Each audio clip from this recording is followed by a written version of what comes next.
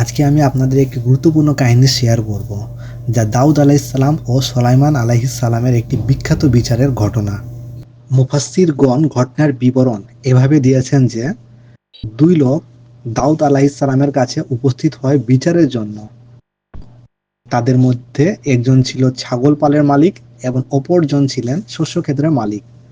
শস্য ক্ষেত্রের মালিক ছাগল পালের মালিকের বিরুদ্ধে দাবি করলো যে তার ছাগল পাল রাত্রিকালে তার শস্য ক্ষেত্রে চড়াও হয়ে সম্পূর্ণ ফসল বিনষ্ট করে দিয়েছে, কিছুই অবশিষ্ট রাখেনি। সম্ভবত বিবাদী স্বীকার করে নিয়েছিল এবং ছাগল পালের মূল্য ক্ষতিগ্রস্ত ফসলের মূল্যের সমান ছিল। তাই দাউদ আলাইহিসসালাম রায় দিলেন যে ছাগল পালের মালিক তার সমস্ত ছাগল শস্য ক্ষেত্রের মালিককে অর্পণ করুক।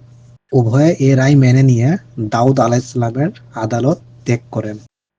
বাদী ও বিবাদী উভয় দাউদের আদালত থেকে বের হয়ে আসলে দরজায় দাউদ আলাইহিসসালামের পুত্র সুলাইমান আলাইহিসসালামের সাথে তাদের সাক্ষাৎ হয়। সুলাইমান আলাইহিসসালাম মোকদ্দমার রায় সম্পর্কে জিজ্ঞেস করলে তারা তা শুনিয়ে দেয়। তখন সুলাইমান আলাইহিসসালাম বলেন, আমি রায় দিলে তা ভিন্নরূপ হতো এবং উভয় পক্ষের জন্য উপকারী হতো। তারপর সুলাইমান আলাইহিসসালাম তার পিতা দাউদের কাছে উপস্থিত হয়ে তাকে এ কথা জানালেন। তখন দাউদ আলাইহিসসালাম তার পুত্র সুলাইমান আলাইহিসসালামকে বললেন, আমার দেয়া এই রায় থেকে উত্তম এবং উভয়ের জন্য উপকারী রায়টি কি? তখন সুলাইমান আলাইহিসসালাম বললেন, আপনি ছাগল পাল শস্য ক্ষেত্রের মালিককে দিয়ে দেন, সে এগুলো দুধ এবং পশম ইত্যাদি দ্বারা উপকার লাভ করুক, এবং ক্ষেত যেটা শস্য ক্ষেত্র সেটা ছাগল পালের মালিককে অর্পণ করুন, সে তাতে চাষাবাদ করে শস্য উৎপাদন করবে। যখন শস্য ক্ষেত্র ছাগল পালে বিনষ্ট করার পূর্বের অবস্থায় পৌঁছে যাবে, তখন শস্য ক্ষেত্র উহার মালিককে এবং ছাগল পাল ছাগলের মালিককে প্রত্যর্পণ করুক। তখন দাউদ আলাইহিসসালাম এই রায়টি শুনে খুবই তার পছন্দ হইল, যে তিনি এত সুন্দর একটি রায় তার ছেলে দিয়েছে। সুলাইমান আলাইহিসসালাম এই রায়টি দিয়েছে। তখন দাউদ আলাইহিসসালাম এই রায়টি খুবই পছন্দ করলেন এবং এই রায় কার্যকর হলো। অতঃপর তিনি উভয় পক্ষকে ডেকে নিয়ে আবার দ্বিতীয় রায় কার্যকর করলেন।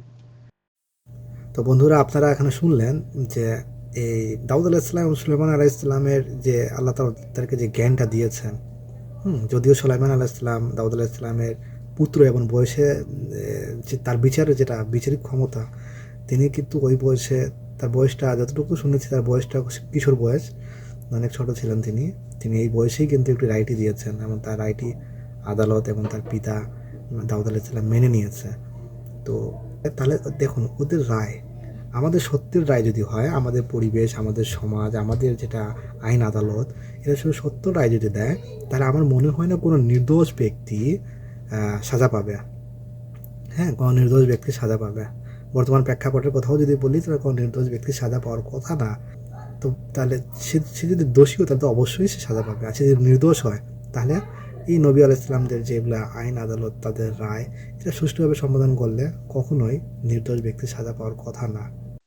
তাদের এই সুষ্ঠু বিচার কার্যক্রম নিয়ে আল্লাহ তাআলা সূরা আম্বিয়ার ৭৮ এবং ৭৯ নম্বর আয়াতে বলেছেন, আল্লাহ তাআলা বলছেন, এবং স্মরণ করো দাউদ ও সুলাইমানের কথা, যখন তাহারা বিচার করিতেছিল শস্য ক্ষেত্র সম্পর্কে, উহাতে রাত্রিকালে প্রবেশ করিয়াছিল কোন সম্প্রদায়ের মেষ, এবং আমি প্রত্যক্ষ করিতেছিলাম তাহাদের বিচার। অন্য এক হাদিসে এসেছে, রাসূলুল্লাহ সাল্লাল্লাহু আলাইহি ওয়াসাল্লাম বলেছেন, বিচারক হবে তিন প্রকারক বিচারক হবেন। এদের একজন হবে জান্নাতি এবং দুইজন হবে জাহান্নামী। তো জান্নাতি হবেন একজন এবং জাহান্নামী হবে দুজন। তাহলে জান্নাতি কারা হচ্ছেন এবং জাহান্নামী কারা হচ্ছেন? জান্নাতি হচ্ছেন তারা যারা সত্যের পক্ষে বিচার করবেন, সেই বিচারক হবে জান্নাতি। এবং বাকি দুই প্রকার যারা আছে তারা জাহান্নামী হবে, যারা সত্য জানে কিন্তু সত্যের বিরোধে বিচার করে, বিপক্ষে বিচার দেয়, সত্য জেনেও সত্যের বিপক্ষে যারা বিচার দেয় তারা হবে জাহান্নামী। এবং অনুরূপভাবে যে জ্ঞান ছাড়াই লোকদের মোকদ্দমার ফয়সালা করতে বসে যায়, যার বিচার সম্পর্কে কোনো জ্ঞান নেই, সে হবে জাহান্নামী।